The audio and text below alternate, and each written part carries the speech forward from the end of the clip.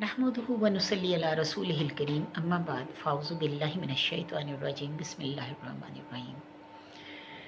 मुझे 2-3 लोगों से ऐसे क्वेश्चन मिले हैं कि जिनका लुबे लुबाब ये बनता है कि एक के घर में एक ख़ानदान में कोई मियाँ बीवी हैं और एक की रिलेटिव कोई ख़ातून है, एक के रिलेटिव कोई भाई साहब हैं। मतलब वो अपने आप को दीन के बहुत ज़्यादा करीब समझते हैं और उनके लहजे में सख्ती और दूसरों का मजाक उड़ाना और दूसरों को हर वक्त मतलब तनकीद का निशाना बनाते रहना, अपनी नमाज़ों पर, अपने कुरान पर, अपनी पढ़ाई पर, अपने इल्म पर तकब्बुर और अपनी हर चीज़ पर तकब्बुर। और इसी तरह वो एक जो हैं साहब, वो मियाँ बीवी वो हज करते हैं तो कहते हैं कि हम अल्लाह के प्यारे हैं, इसलिए हमें अल्लाह ताला बार बार वहाँ बुला लेता है, और आप अल्लाह के प्यारे नहीं हो, इस वजह से अल्लाह ताला आपको नहीं बुलाता, यानी आपको तौफीक ही नहीं होती जाने की। हमें अल्लाह ताला तौफीक भी देता है, बुला भी लेता है। तो नाउज़ु बिल्लाह मिन ज़ालिका, अल्लाह ताला हमें तकब्बुर से बचाए, यानी कोई भी ऐसे किब्र से, कोई भी ऐसे तकब्बुर से अल्लाह ताला हमें बचाए।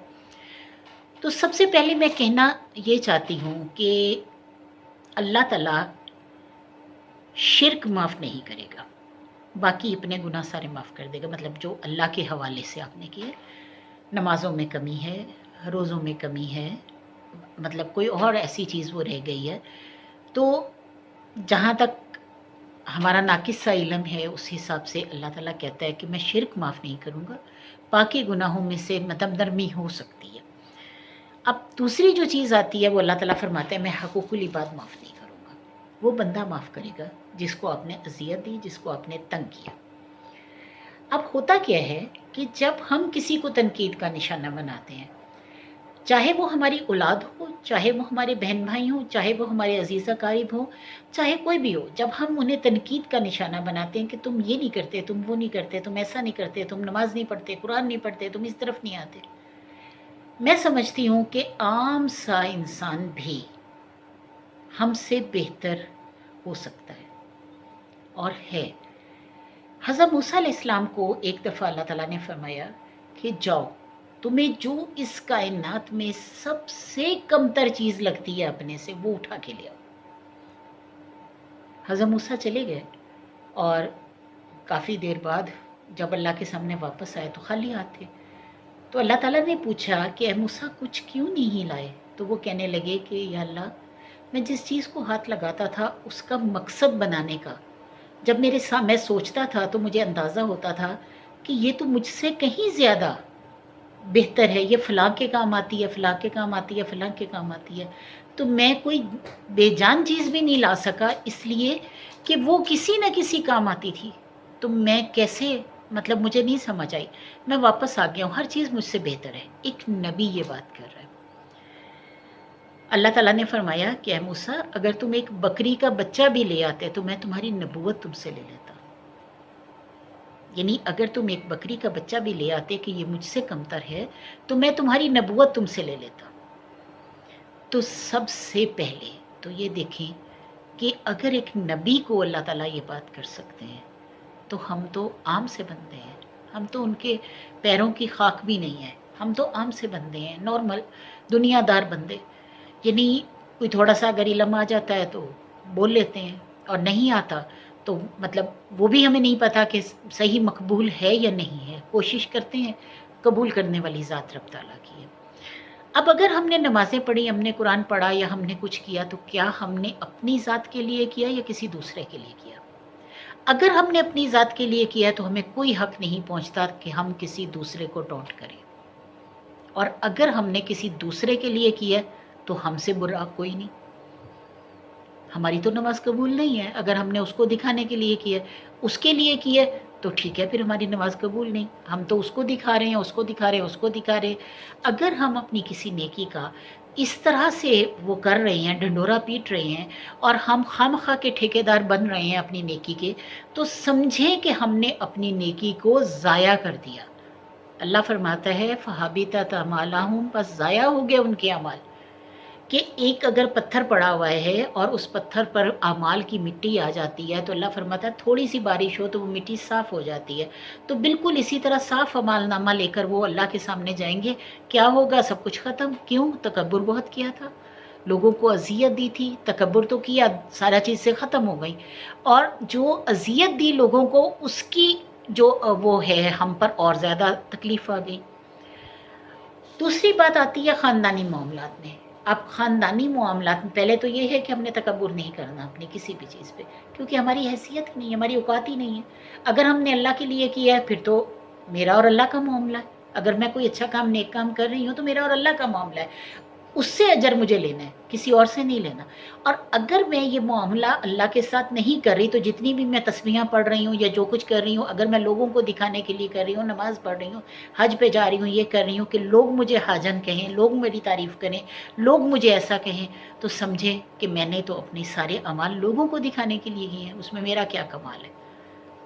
میں نے لوگوں کو دکھایا، لوگوں نے اس کی تعریف کر دی، ختم ہو گئے، اعمال ختم، جو میری نیت تھی وہ مجھے مل گیا۔ اب اللہ کے سامنے میں کیسے جا کے اس چیز کی دعوے دار ہو سکتی ہوں کہ اللہ فلاں وقت میں نے حج کیا تھا؟ اللہ کہے گا میرے لیے نہیں کیا تھا، اپنے لیے نہیں کیا تھا، لوگوں کو دکھانے کے لیے کیا تھا۔ تو جو تم چاہتی تھی، تمہیں عزت مل گئی، تجھے حاجن کہہ دیا گیا، سب کچھ کہہ دیا گیا، بات ختم ہو گئی، تو میں کہاں کھڑی ہوں؟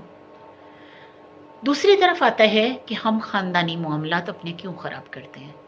سب سے پہلے یہ کہ اگر آپ کے بہن بھائی مطلب کوئی احباب جو ہیں، اب شادی ہو جاتی ہے، بیٹی کی شادی ہو گئی، اپنے گھر چلی گئی، اپنے گھر کے معاملات کو دیکھیں، اپنے گھر کے معاملات کو ہینڈل کریں، اپنے بچوں کو ہینڈل کریں، اور اپنے گھر سے یعنی رابطہ صرف اتنا رکھیں کہ آپ کو ان کی خیر خبر اور ان کو آپ کی خیر خبر ملے، اچھی خبر ان تک جائے اور بری خبر کو آپ اپنے روک لیں، کیونکہ آپ کے خاندان کی اس میں بالکل وہ بھلائی نہیں ہے، یعنی آپ لوگوں کے سامنے ایکسپوز ہو رہی ہیں۔ اگر آپ کا بچہ کچھ غلط کر رہا ہے، اگر آپ کا میاں کچھ غلط کر رہا ہے، آپ کسی کی بھی بات کرتی ہیں تو اللہ تعالیٰ نے فرمایا ہننا لباس لہن، یعنی وانتم لباس لہن، یعنی تم ان کے لیے لباس ہو اور وہ تمہارے لیے لباس ہیں۔ اب جب ایک دوسرے کا لباس ہے تو ایک دوسرے کے عیب کس طرح ظاہر کر سکتے ہیں؟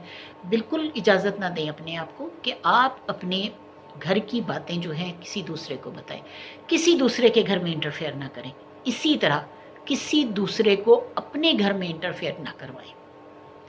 جیسے آج کل بچیوں کی عادت ہے، وہ لمبی لمبی فون پہ کالیں والدین کو، ماں کو سب کچھ بتا رہے ہوتے ہیں، تو ایسا کبھی نہ کریں، یعنی کبھی ان سے نہ پوچھیں، کبھی ان کو اس طرح نہ کریں، بلکہ ان سے یہ سمجھائیں کہ تم اپنے گھر میں رہو، اپنے گھر میں رہ کر اپنے لیے بہترین کرو۔ اسی طرح اپنی بھابھیوں کے ساتھ معاملات بھی ٹھیک رکھیں۔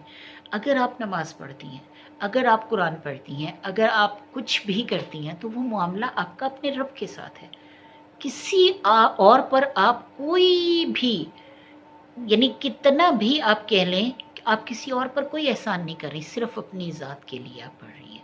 اگر آپ نے سب کچھ کیا، اللہ فرماتا ہے کہ وہ نہیں، یعنی وہ لوگ اپنے اوپر ظلم کرتے تھے، تو بالکل یہ اپنے اوپر ظلم کرنے والی بات ہے، بالکل یہ اپنے آپ کو خراب کرنے والی بات ہے، اپنی ذات کے ساتھ خراب ہونے والی بات ہے۔ سب سے پہلے اپنے مائنڈ کو اس بات میں مائنڈ میں یہ بات بٹھا لیں کہ آپ نے اپنے رب کے ساتھ اپنے معاملات کو ٹھیک رکھنا ہے، اگر تو جو بھی آپ کچھ کر رہی ہیں کوشش یہ کریں کہ اس کو زبان ذی عام کرنے کے بجائے، یعنی لوگوں کے سامنے ڈنگے مارنے کے بجائے کہ میں یہ کرتا ہوں، میں یہ کرتا ہوں، میں یہ کرتا ہوں، اس کو بجائے اس کے کہ لوگوں کو بتائیں، خود اپنے طور پر اسے اپنے رب کے لیے، اپنی رب کی رضا کے لیے اس کو نبھاتے چلے جائیں۔ جو بھی آپ کر رہی ہیں، آپ اگر نمازیں پڑھ رہی ہیں، خشوع و خضوع سے پڑھ رہی ہیں، آپ اگر سجدے کر رہی ہیں، آپ اگر اللہ سے محبت کر رہی ہیں، آپ اگر اللہ کی رضا کے لیے کوئی کام کر رہی ہیں، آپ اگر لوگوں کو کچھ کھانا کھلا رہے ہیں، آپ اگر لوگوں کو کپڑے دے رہے ہیں، تو ضروری نہیں ہے کہ آپ سب کو بتائیں، آپ نے کسی سے میڈل نہیں لینا، صرف رب تعالیٰ نے آپ کو دینا ہے، آپ کو رب تعالیٰ نے دینا۔ آپ جتنا اس کو اپنے ذات کے ساتھ انوالو رکھیں گی، جتنا آپ اپنے گھر میں انوالو رکھیں گی، اس چیز کو اپنے گھر کے لیے رکھیں گی، اپنے گھر میں یہ بات رکھیں گی، چھپا کر رکھیں گی، تو اللہ تعالیٰ جو ہے وہ زیادہ خوش ہوگا۔ جیسے کہ نبی پاک صلی اللہ علیہ وسلم کا حکم ہے کہ ایک ہاتھ سے دو تو دوسرے ہاتھ کو پتہ نہ چلے۔ تو جو بھی آپ نیکی کر رہی ہیں، جو کچھ بھی کر رہی ہیں، وہ آپ اپنی ذات کے لیے کریں، اپنی ذات کے لیے آج ہی اپنی نیکیوں کو محفوظ کریں، ان کو دوسروں میں عام نہ کریں۔ اپنی نیکیوں کو اپنے آنے والے وقت کے لیے یعنی قیامت کے دن کے لیے اپنے اعمال نامے پہ ایسا وہ لکھوائیں کہ وہ اعمال نامہ آپ کے قیامت کے دن کام آئے، اس میں سے کچھ بھی ضائع نہ ہو۔ تو کوشش یہ کریں کہ اپنے آپ کو اللہ کے ساتھ رجوع میں لگا کر رکھیں۔ اجر دینے والی ذات اللہ کی ہے۔ اگر آپ لوگوں سے اجر چاہیں گے تو لوگ جو ہیں وہ آپ کو کوئی اجر نہیں دے سکتے، بلکہ آپ کے وہ بنے بنائے اجر کو ختم ہو جائیں گے اگر آپ لوگوں سے کچھ چاہیں گے تو خدا را اپنے اس رویے کو بدلیں۔ اگر آپ نماز پڑھتے ہیں، قرآن پڑھتے ہیں، تسبیحاں کرتے ہیں یا کچھ بھی کرتے ہیں نیکی، تو وہ آپ کی اپنی ذات کو فائدہ ہے۔ کسی بیوی پر، کسی بچے پر، کسی دوسرے پر کوئی احسان نہیں ہے آپ کا، کسی بہن بھائی پر آپ کا کوئی احسان نہیں ہے۔ اگر آپ یہ کہتے ہیں کہ میں یہ سب کچھ کرتا ہوں اور مجھے ایسا ہو اور مجھے ایسا ہو، تو اگر آپ اس لیے بھی کرتے ہیں کہ آپ کو اچھا کہا جائے تو بات وہیں ختم ہو گئی۔ تو کائنڈلی اس چیز کو دماغ میں بٹھائیں اور کوشش یہ کریں کہ کبھی کسی کو تکلیف مت دیں۔ اگر آپ نیکی کر رہے ہیں تو نیکی سے آپ کے اندر نور اترے گا، آپ کے اعمال نامے کو بہترین بنایا جائے گا، کسی دوسرے کو کوئی فائدہ نہیں ہے آپ کی نیکی کا۔ تو اللہ کے لیے اپنی نیکیوں کو سنبھال کے رکھیں اس دن کے لیے جب اللہ تعالیٰ نے حساب کتاب لینا ہے۔ وآخر دعوانا الحمدللہ رب العالمین۔